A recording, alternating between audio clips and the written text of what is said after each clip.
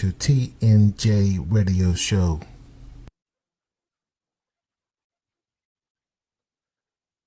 Good evening, folks. Good evening. We're going to have a great show today. I'm one part half of the group, LeBron J. William A. Thomas in the building. Yeah, man. How you feeling, man? How you feeling today? Oh, man, I'm feeling great, man. A little warmer up here in Pittsburgh. Okay. Down here, man, it was pretty nice, man. I had the sunroof open, out here feeling the breeze. What now? You guys down there? What type of temps you guys talking about right now? Yeah, well, man, it's cold right now. We get 4 seasons around this time. Right now it's about 64, but it was about 80, 70, 79 today. Okay. Yeah. That's cool. That's the problem with you Southern folks. You guys are like amphibians. Y'all be down there talking about 60 degrees. It's cold, man. We would love to have 60 degrees up here. We don't normally do this, but today we're going to have a real hot show, man. So if you're on social media, if you're on YouTube, get those likes up, man, because Facebook is playing games. They're not even the people who have a notification click, they're not even showing it, man. So definitely get those likes up. Get in the comments. Start putting them comments down so we can get this video out. But today, man, it's just interesting, man, because we have a world that's divided. One side wanted it their way, and the other side wanted it their way. The government's trying to take our civil liberties away from us. So this is a huge show for us because we're sitting here trying to set a trend. So, and also we appreciate the people who supporting us.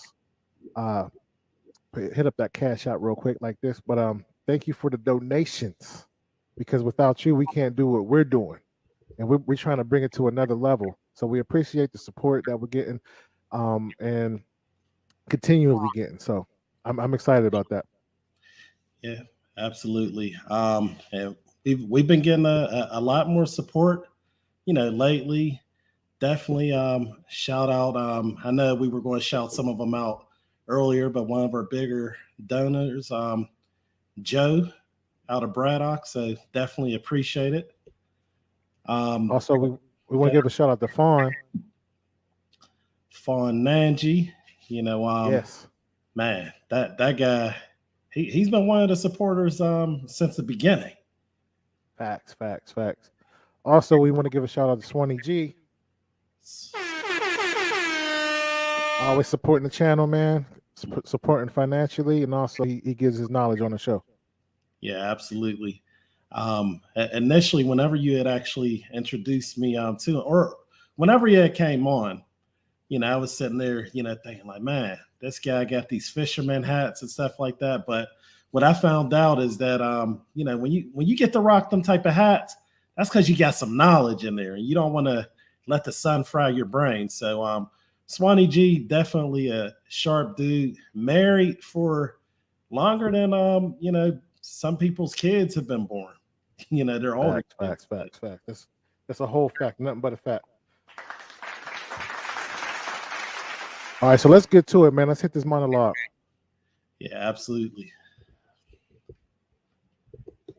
But all right, guys, now there is a war going on, okay?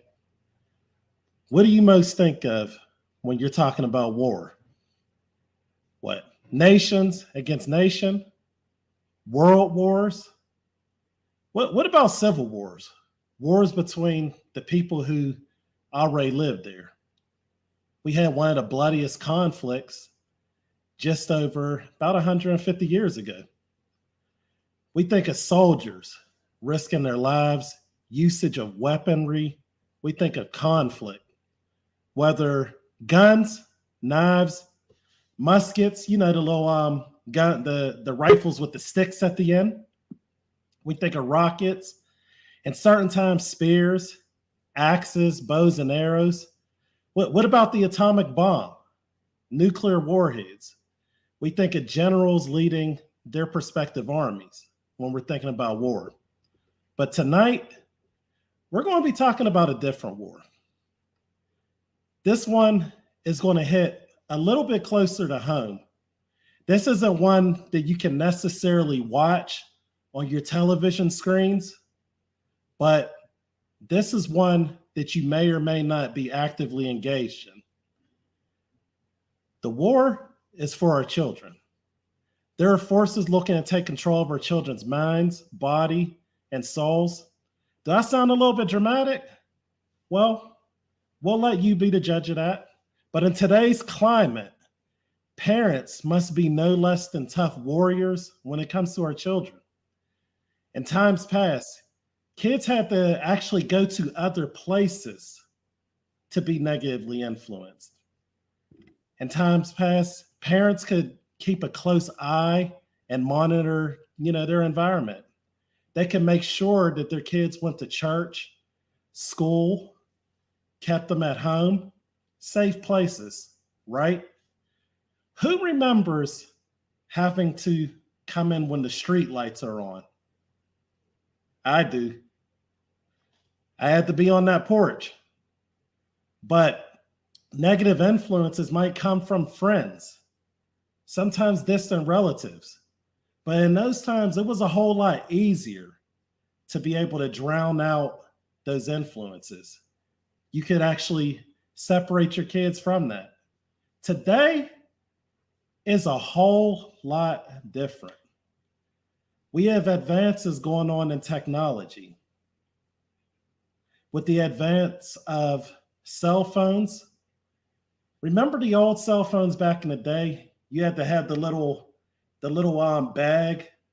If you had a cell phone, back in the day in like the 80s or 90s, first off, you were probably rich. But I digress.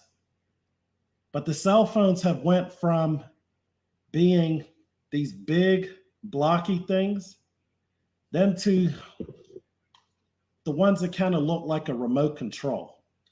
Anyone had that Nokia? I did. It was terrible. And then we moved to text messaging. To now, we have the internet being available on our kids' cell phones. They have tablets. They have personal computers. Before, to be able to get on a computer, most of the time you have to go to school. Anyone remember the Logo program that grew up at the end of the 80s, beginning of the 90s? Turtle, put in the little controls and it went forward. Well, Turtle has pretty much moved into hyperdrive. We're way far advanced. Now we are in a state where kids have access to movies. They have access to TV shows and other things. But that's also another example of influences that may be outside coming in.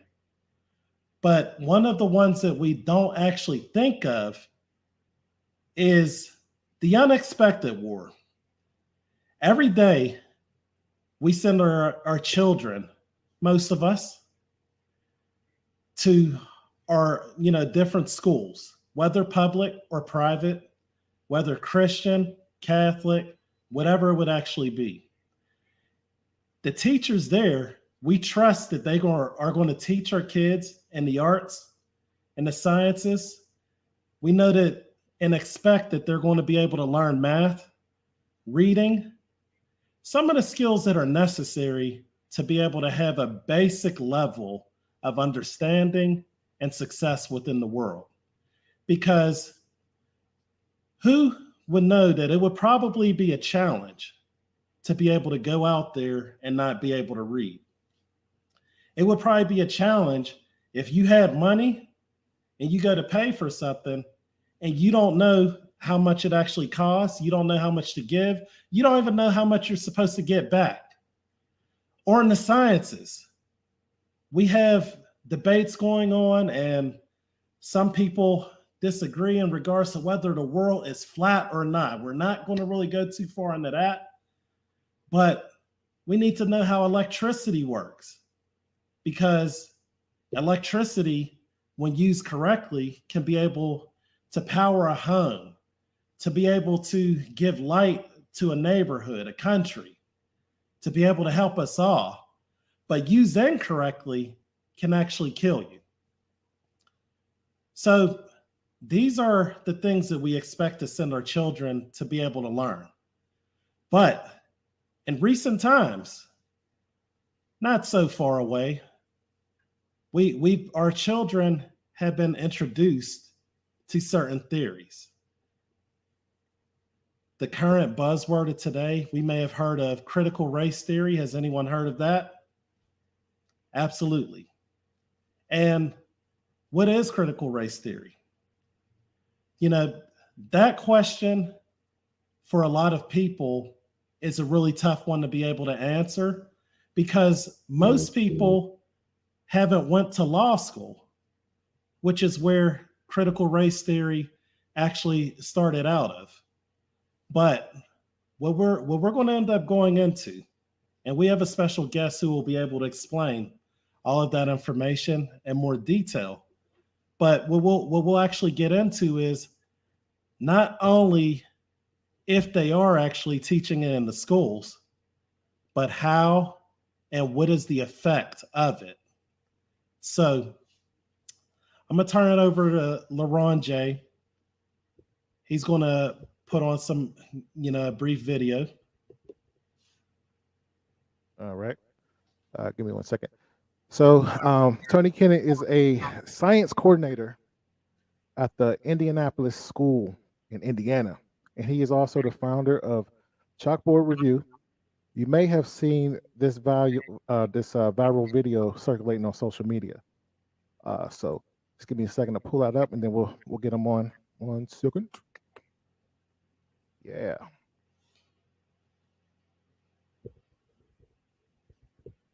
All right, here we go right here.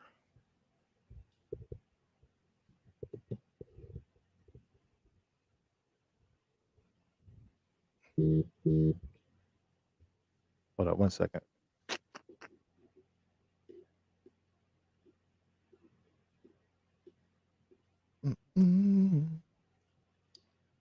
Good old technology. Yes, exactly. There we go.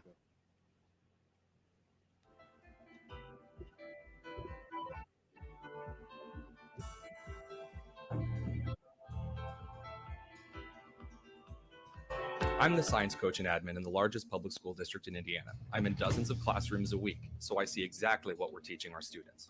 When we tell you that schools aren't teaching critical race theory, that it's nowhere in our standards, that's misdirection. We don't have the quotes and theories as state standards per se. We do have critical race theory in how we teach. We tell our teachers to treat students differently based on color. We tell our students that every problem is a result of white men, and that everything Western civilization built is racist, capitalism as a tool of white supremacy. Those are straight out of Kimberly Crenshaw's main points, verbatim in Critical Race Theory, the writings that formed the movement. This is in math, history, science, English, the arts, and it's not slowing down. If students of color have lower reading scores, it's because of inequity. Therefore, we take from the white students and give to the colored students. That's Richard Delgado, straight out of CRT in Introduction. All teaching is political, with reality and facts taking the back seat. That's Billings, who outlined how she saw critical race theory fleshed out in public schools in 1995. When schools tell you that we aren't teaching critical race theory, it means one thing: go away and look into our affairs no further. It isn't about transparency, it isn't about cultural relevance, it's race essentialism, painted to look like the district cares about students of color. We call it anti-racism, so you feel bad if you disagree with our segregationist pedagogy. It's taking advantage of kids' vulnerability and parents' inactivity to preen over social snake oil schemes designed to create division. Parents, when we tell you critical race theory isn't taught in our schools, we're lying. Keep looking.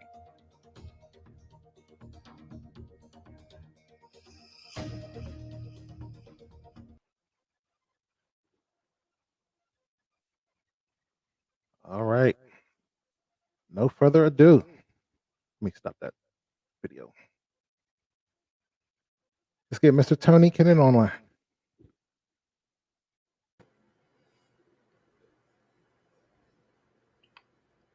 How's it going?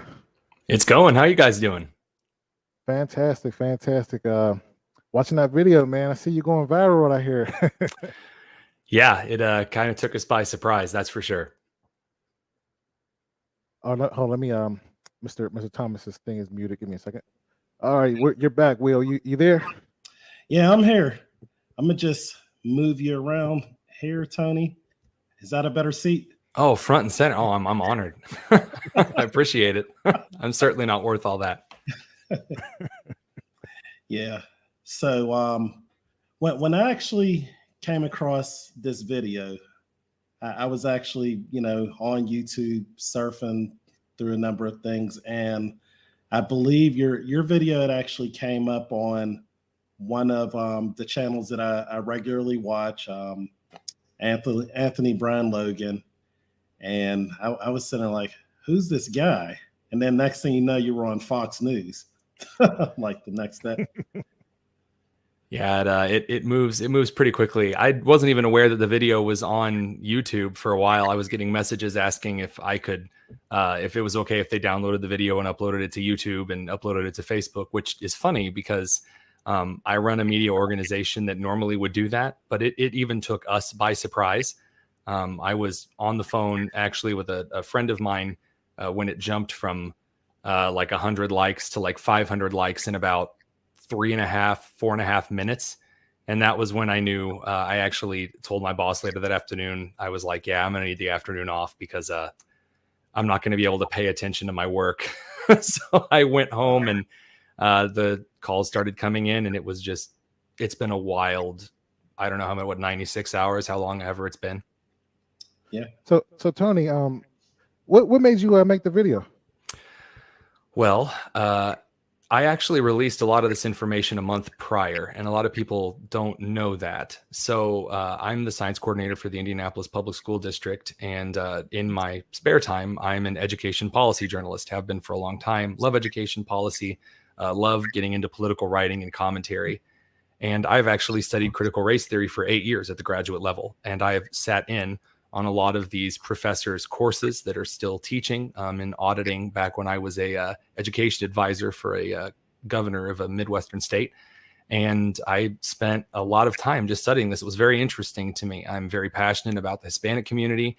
I lived out of a lot of homes in the Hispanic community when I was in college, and so I was steeped in that culture. And so any implications of a student's skin color playing an impact in their education was very interesting to me, because if you know anything about Hispanic communities, no two households and no two students are the same just because they're brown. And so, a family from Guatemala is very, very, very different than a family from Mexico, and they will make sure that you know that. And so I was very interested in it in a long time in my graduate work. So to see a lot of people in the last couple of weeks, not just misrepresenting what critical race theory is, which, I mean, it's education. Stuff that I do is misrepresented all the time. That's like my job. But to hear people say that it didn't even exist at all, period, that it was some figment of my imagination, 8 years of my life just didn't happen. Well, that really just got on my nerves. It kind of hits the wrong nerve at the wrong time. And just with everything going down, a lot of stuff that my school was doing that I very strongly disagree with, finding out that I had at the time been treated differently than another staff member, just a few things that had really gotten under my skin, and how I was being treated differently because of my beliefs. And just basically the straw that broke the camel's back, and decided that it was time to start releasing some important information to the parents of Indianapolis. And turned out it was a whole lot more. Yeah, absolutely. Now, whenever you actually started on this journey of, releasing out the information, I guess at that time, was there ever any worry as far as how it would affect like your job status or anything like that? So I get this question a lot, and the answer I give is no. There was never a moment where I was really nervous or afraid. God's given me a lot of peace about all of this. There's, been a lot of prayer. My wife and I've had a lot of conversations about it. There are a couple of other close friends that I've worked with in education policy and education journalism that we kind of walked through this before I just threw it up. Although I don't think anyone was expecting the quick 2-minute video that I recorded right before I went off to school. And basically that was how it worked. That morning I was like, you know what? Screw it. I'm going to record it. And I sat down, turn on the lights. It's like 7 a.m. I'm bleary eyed. And I record the video and then I go edit it. My editing station's over to my right. And so as far as worry is concerned, I haven't really been worried through the whole thing. There are people who need to know what's going on, and there are words that need to be said. And I'm not trying to be noble. I just think that, my concerns here aren't what's important, or my concerns about what's going on with me, I should say, are not the most important thing. Right. And this is really what we found is important. You had kind of alluded to it earlier. There's been a lot of misinformation, maybe miscommunication as far as exactly what critical race theory is. Some of it doesn't even matter which side it's actually coming from. Everyone seems to not know exactly what it is. So I wanted to give you the floor just to explain it. First off, what exactly is critical race theory? Yeah, so no problem. After 8 years of studying this, hopefully I should be able to break this down. So when people say that it's a legal framework theory from upper graduate levels, no, it's not that complicated. Critical race theory is a lens. It is a lens with which you view mainly United States history. And it is a view of the United States history that says every single cause of every societal ill, every grief, every problem, every issue, every structure is steeped in white supremacy, and directed white supremacy at targeting specifically Black Americans.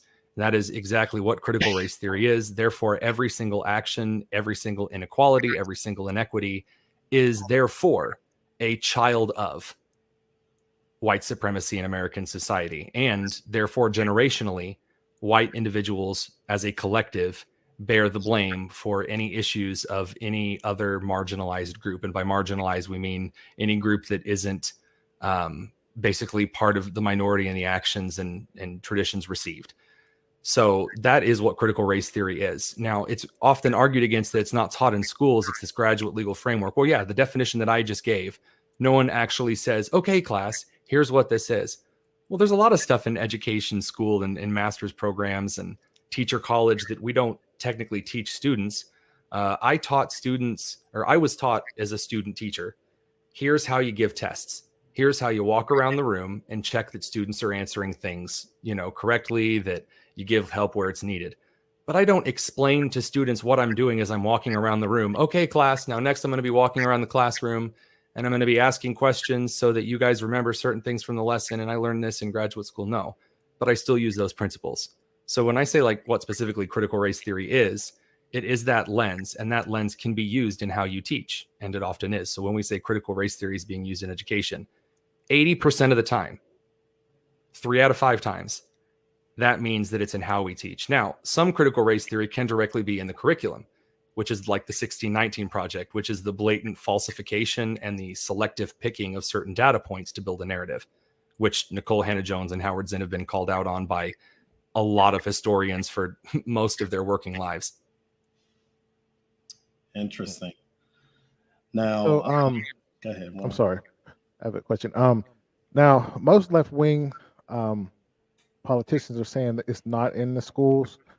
What would you say to parents if they're trying to figure out what's going on in the schools? Well, the first thing I would say is that if you are getting your talking points from a group of individuals who can't even collectively decide what critical race theory is, you're looking in the wrong place. The narrative has changed approximately 8 times in the last 3 months. Critical race theory is just history. Critical race theory is only taught in college. Critical race theory is only taught in high school. Critical race theory isn't taught in schools at all. Critical race theory is just in law school. Critical race theory doesn't exist. And it changes based on the day, based on the network, based on the person, based on the politician. So if they can't even decide what it is, guessing that's probably not your source. What I would suggest that you do is I would suggest you look at what your kids are bringing home. Because as a responsible parent, you really should be checking up on what your kids are learning in class. If anything else, it helps reinforce what they learned when you talk to them about what they learned in class today. That's good parenting. And so you look at what you're seeing, and if you see certain things in the assignments that are suggesting that white supremacy is a cause for things that white supremacy has no objective data for being a cause for, then yeah, that would be a function of critical race theory. The next thing you should do is you should talk to the teacher and you should ask questions. Don't go in storming and making accusations. I mean, unless it's like really gross. I mean, if a teacher sends home the book Gender Queer with your child, which is, includes a horrific image of one of the old men Greek philosophers fondling a child, yeah, then you should go in and you should accuse the teacher and you should storm and have a very angry conversation. But if you don't know for sure and something looks suspicious, just ask the teacher. I mean, parents would come in and ask me things all the time. I'd be very open and honest with them. Parents would come in and ask me things about other teachers, and I would be very forthcoming. I had teachers that were super far to the left that parents would come in and ask me about, and I would tell them what I knew, because I don't believe in hiding anything from parents. I am always about the facts over the narrative. Every time, no exceptions. So that's where I'd go first. If that doesn't work, you go to the principal. If he doesn't do anything, you go to the superintendent. If not that, I personally don't believe going and yelling at the school board does a whole lot. The school board doesn't care what you have to say. Sorry, that's just a fact of life that I hate. Elect a better school board. That's my answer. Wow. I have one more question. Bring it on. Before you can end, Will. Now, are they having critical race theory in other subjects in your school, or is it just like social studies? Or so it's saturated from K to 12, from kindergarten through 12th grade, every class, every course, it's saturated. And here's why. So do we have CRT curriculum in our school? Yes, we have social studies teachers that utilize the 1619 project in Howard Zinn. That is CRT curriculum, bar none, period. They are also using critical race theory pedagogy. And now I showed this in my video. You'll notice near the end of the video, I have a little tagline. You see me slide out the definition, anti-racism. And I slide that out really quickly. That comes from Indianapolis Public Schools, Black Lives Matter resolution and 1619 project resolution, in which they introduced critical race theory framework, aka that lens, into how they view everything in the district, period. It gave the Racial Equity Office a huge amount of authority. Now we all have to sit through lots of professional developments. We have to sit through racial equity training. And it's not racial equity training like you might think, like, hey, everyone is just a person on the inside, and our cultures and where we come from matter. That's not what these are about at all. You're forced to sit there for 2 or 3 straight work days and stare into the camera, because if you don't actively stare into the camera and nod along, you don't get credit for coming that day. And they browbeat you over how white people are responsible for every single problem in the United States. And therefore, when you're teaching, the only thing you need to be thinking about is your students' color. When we look at assessments, how students score on reading, we don't think about how many parents the kid has in the household, or how rough the neighborhood is, or the income level, or what the kid may be struggling with before we think about the color. Color always comes first. And when I say CRT is in public schools, K through 12, that's what I mean. Before you even step in the classroom, the teachers are instructed, you treat your kids as colors. You segregate and you make your lesson plans, your curriculum, culturally responsive pedagogy. Doesn't actually mean that I have more like East Side indie inner city curriculum. So like I would use their streets they would know in a math problem, like things that make sense to them. No, this means like you have a set of examples for your black kids, a set of examples for your brown kids, and a set of examples for your white kids. Okay. That is exactly what that means. Okay. Now, periodically from time to time, we'll actually just throw a couple comments, that are coming in the comment section up. I saw one on here that was along the lines of something that probably would have came up anyway. And Ananga Nanji. Great question. That is teaching about redlining CRT or racial covenants. So I'm going to need a little more context on racial covenants, but is teaching about redlining CRT? Absolutely not. That is an essential piece of history and about Jim Crowism. We should absolutely teach about it because it happened. And then the United States put in very specific policies and prosecuted very specific people and threw people in prison for a very long time. And in my opinion, should have been thrown a lot longer away for the practices of redlining.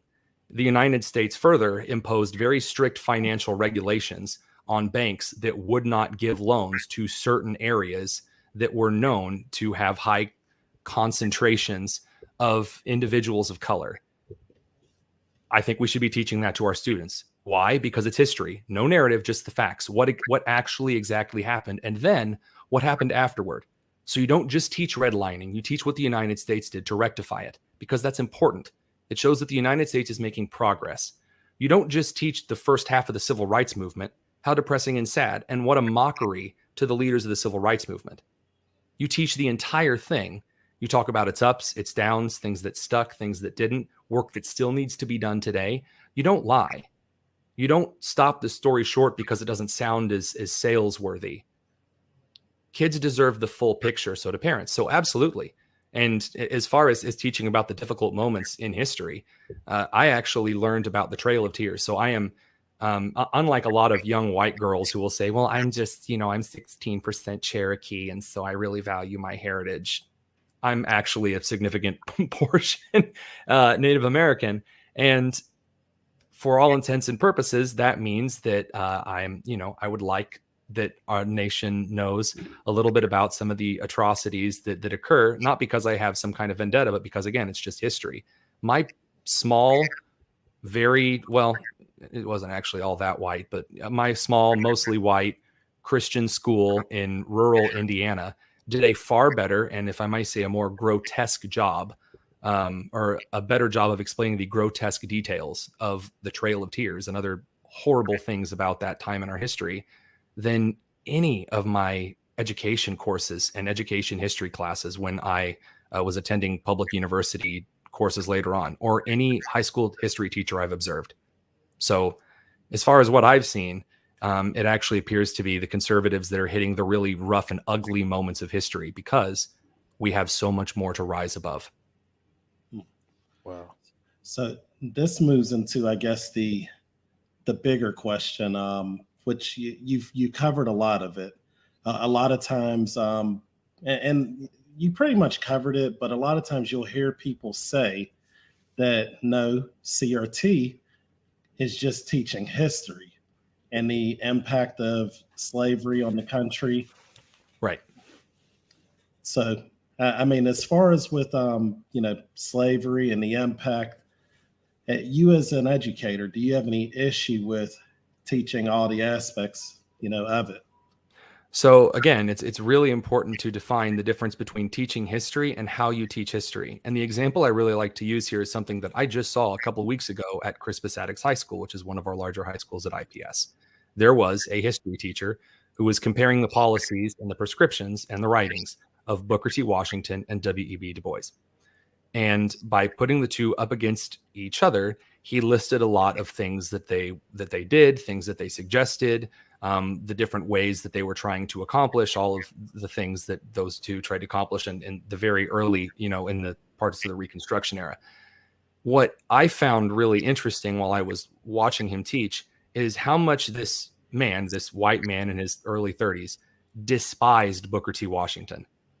So much so that he was trying to lead his students to also get really pissed at Booker T. Washington just because he didn't like him and he didn't think that the policies that Booker T. Washington suggested were good. He effectively, and really all but in name, called Booker T. Washington an Uncle Tom. And when a student said, well, I don't know, I understand where Booker T. Washington was coming from. Sure, you may not like how his policies weren't like radical in the sense that they changed a lot, not radical as in bad, but like you may not like that his policies were radical, but I mean, he was trying to do what he thought was best for his friends and family in the community. And the teacher didn't accept the answer. And he was like, yeah, but don't you think that Booker T should have done more? And that's what I mean. So that's not teaching history. That's saying you must think exactly how I think, or you don't like these individuals as much as I do. Well, look, when the white guy starts lecturing the young black girl on how she should feel about other black people, I'm starting to draw a little bit of an issue with that. I don't think that it's up to anyone, it's especially not up to me, to provide you a set of historical points and then tell you how you should feel about those. And not in a school setting that's funded by taxpayer money, for sure. I mean, if the state's paying for that education, I don't believe that I should be giving you my narrative politically. That's not right. And not from a conservative basis either. I don't believe in omitting parts of our history to make America look like the most, some magical angel's breath through history. Stuff. Okay. Yeah, good. Response. Now, Kirby from Georgia, he had asked, does CRT address global issues or just the United States? So the answer is, this is where it gets really sticky for the scholars of critical race theory. And this is where I really want to go up to Ibram X. Kendi and hand him a globe, and also a couple books, because he needs to do some reading. But a lot of the scholars of critical race theory, so he's one of the modern, or I want to say postmodernist critical race theorists, so much that a lot of them don't claim him.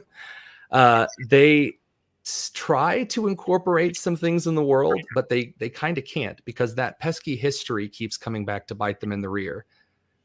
So you can say across Western civilization, so the NATO countries, Australia, New Zealand, the United Kingdom, Western Germany to a degree, you can say there are still all of these elements of white supremacy, and it's really bad for anyone. But then you actually go over to the UK and you don't see that, and there's like not those issues present. In Australia, it's a completely different dynamic that doesn't follow through. And then when you actually get into the nations in which phenotypically means like white looking individuals aren't the majority, it doesn't work in the other way, which according to critical race theory suggests that the primary social group is going to rule. It's actually a very Slavic, Eastern European, Soviet bloc idea, which is one of the reasons it's so apt to be called Marxist. It's really weird that none of the other countries in the world actually follow their trends for human psychology, but yet suddenly we get to the United States and it works. The other reason they don't really consider the rest of the world and CRT doesn't work is because it completely erases the Hispanic community. It completely, unless we're saying the word Latinx, no one ever mentions Hispanic individuals and like where they come from and their thoughts and beliefs in regards to intersectionality. So as far as the rest of the world, it kind of falls apart. It's really a more anti-Western civilization thing, and that usually hits hardest in the United States. Okay. Now, you had talked about curriculum, and I hear this word thrown around a lot in the education sectors. Just for those who don't know, what is the difference between curriculum and pedagogy? Okay, I got you. And I'm glad you asked that question, because through this entire thing, if people learn the difference between these two terms, I'm a happy man. I also want parents in Indianapolis to know exactly what's being taught so they can choose to leave or stay. But other than that, curriculum is what's being taught. So, for example, let's say that I'm teaching my students about D-Day in 1944. Now, I'm a science teacher, but I'm also kind of a history nerd, as you may have guessed. If I'm teaching my students about D-Day, the stuff that is in this book is the curriculum. It is the material. It is what I am teaching them. It is the historical facts and data. It's all about, the beaches of Normandy, where things were fought, when, what led up to it. What is not curriculum is what's called pedagogy. So the curriculum is the stuff, like the hard material. Pedagogy is simply how it's taught. It's the method. It's how I get my students to think about D-Day. It's the atmosphere that I choose to set in the room. Maybe I have the lights all off and I have artillery background playing when they come in. And so it's kind of scary and it's going to be really ominous. Maybe, I play sounds. If you wanted to really make things wild and weird, you could play audio from like a German-esque French occupation village. And then you can tell the tale of D-Day as a scared German soldier, and you can get your students to think the other way. If you tell a bunch of sixth graders a story from the perspective of a scared German soldier on D-Day, the students are going to think a little differently about D-Day than if you're following the young 15-year-old soldier that's getting off the boat and charging in. Like you get kind of like where I'm going with that. That's the idea. So pedagogy is how you frame it, how you teach it. Curriculum is the actual stuff. So when a lot of schools are like, well, critical race theory is not in our curriculum, maybe that's going to get really nuanced. That's one of my favorite education buzzword. It just means difficult really quickly.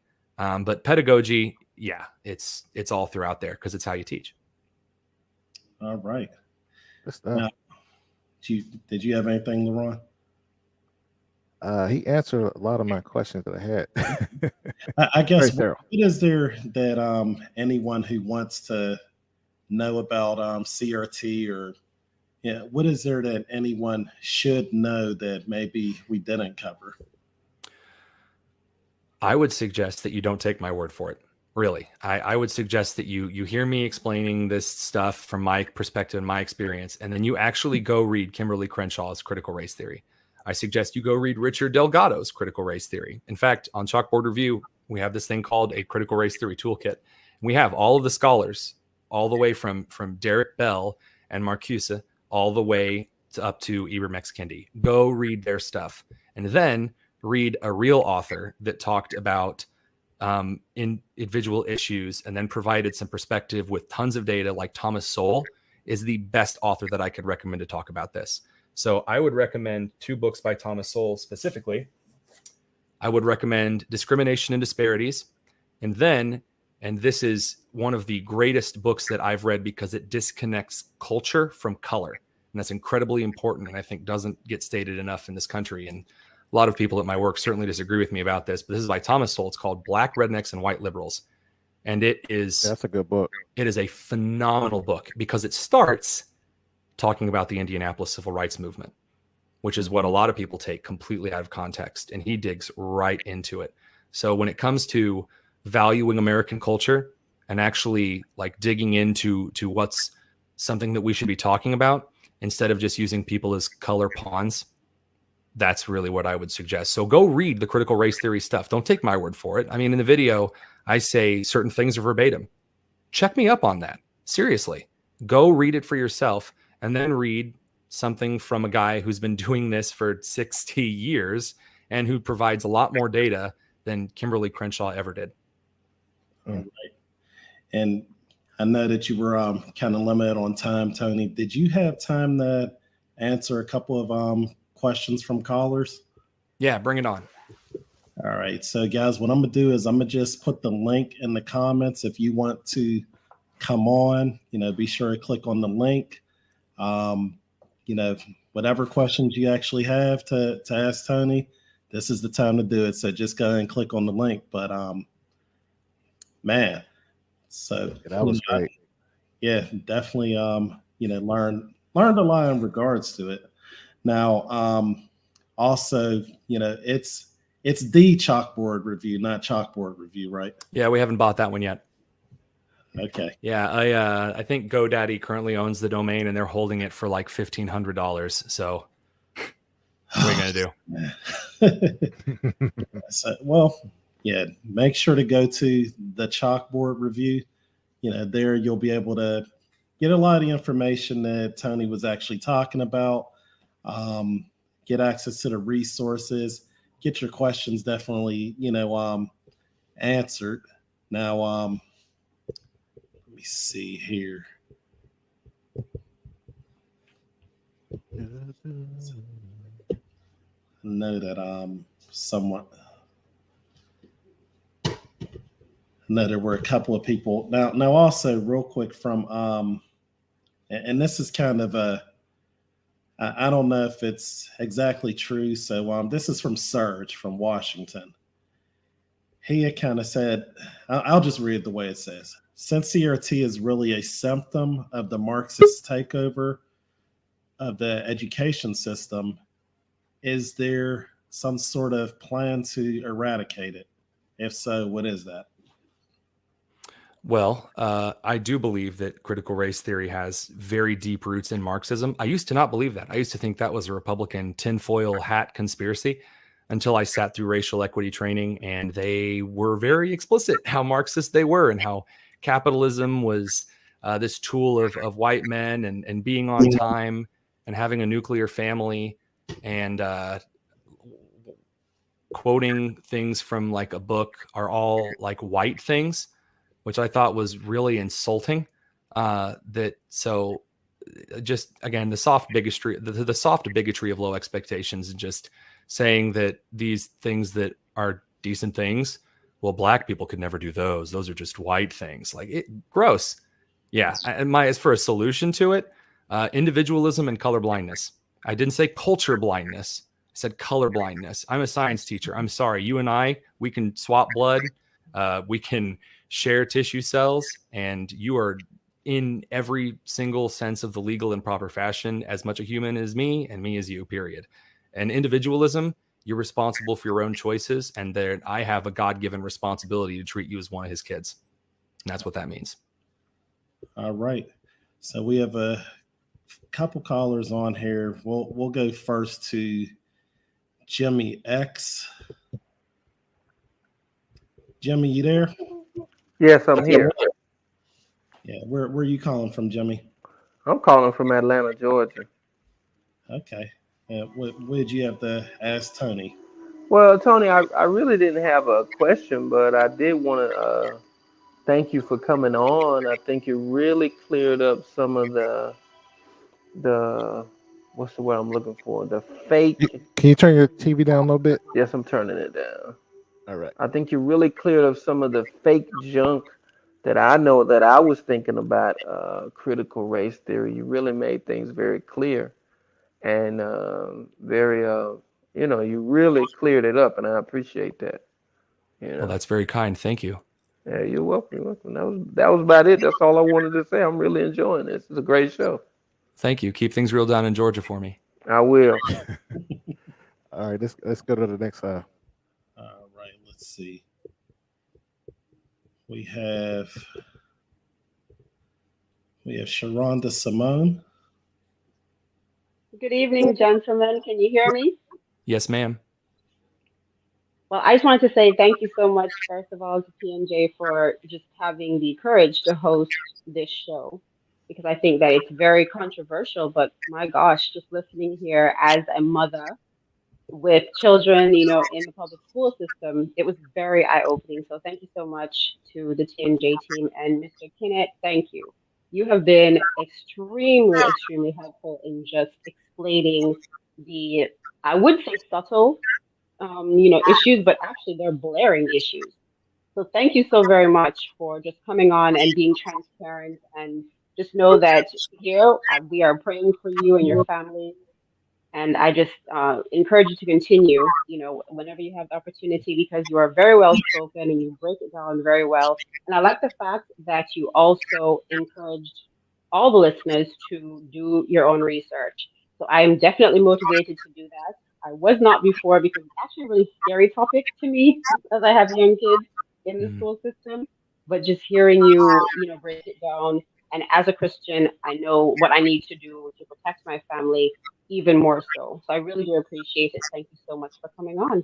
All of my questions are already answered, actually, so I don't have any, but I just want to say thank you to all of you gentlemen. Really great show. Thank you very much, ma'am. That was really encouraging. I can't wait to share that comment with my wife. And thank you very much for praying for us. It was already weird enough being the Christian Science guy at IPS when a lot of other people, don't really want to see a Baptist Christian as your science director. But it's I tell you what, the encouragement that I've had from some really phenomenal Christians has just been, it's really touched us. Thank you very much, ma'am. I appreciate it. You are so welcome. You are so welcome. Once again, for those who want to be able to check out Tony's information, go on to thechalkboardreview.com. And in the About Us, there's actually let me see if it's About Us or a contact.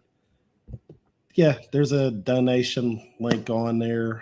You can donate by way of PayPal or a credit card if you want to be able to support this organization, as well as it has, a lot of the information looks like on both sides of the argument, as well as, responses in regards to the critical race theory. I learned a lot just off of that website, a lot more than I knew. Honestly, just really appreciate you guys having me on. Seriously, go look at Chalkboard Review, check out your own research, own studies. By all means, if you're a teacher out there and you have something to write, including the gentleman who just wrote, welcome to write for us. We publish articles from the left, the right, the center. We don't ask and we don't edit. As far as the political content of it, we are more than happy to post some of my favorite articles. Call me some very interesting names. And that we believe is, it's not my job to tell someone whether it's a good article or not. We believe it's our audience. It's the parents. It's other teachers. who should be able to decide whether an article is good or bad. So submit something to us. If you're a teacher, if you're an educator, if you're a coach, hop one article right in. You'll find that on our contact page. All right. Tony Kinnett, thank you for coming on. Thank you for having me. Oh man, Wow. that was really good, very informative, especially when Social Climate came on and Jimmy X asked good, they chimed in, said some good stuff. But yeah. So you want to you say your last words and then we can wrap it up. Yeah, absolutely. Guys, just like we had said, there's our kids, a war for our kids, and this is just one of the pegs, so to say, in regards to different institutions, the education. And future shows we'll be having discussions in regards to the other things that actually affect our kids, affect our families, whether it has to do with violence in the later ages or violence before the child's actually born, namely abortion. We will also be covering different things as far as sexuality, gender studies. We're going to go through the gamut. So this is going to be an ongoing series. We'll touch maybe once a month, but I'm glad that we were able to, get Tony on, and we'll just put on a quick word from one of our sponsors. You able to put that on, Ron? Yeah. Yep. And while I'm doing that, definitely hit the like button, hit the subscribe, and also share this information. Check out one of our sponsors, afjcworldwide.com. That is afjcworldwide.com for our latest apparel, homeware, and drinkware. Definitely get a shirt for your husband, wife, doesn't matter. Again, check out afjcworldwide.com. Want to get that? Let's go, Brandon. Definitely go hit that site, afjcworldwide.com. And we are out. Peace.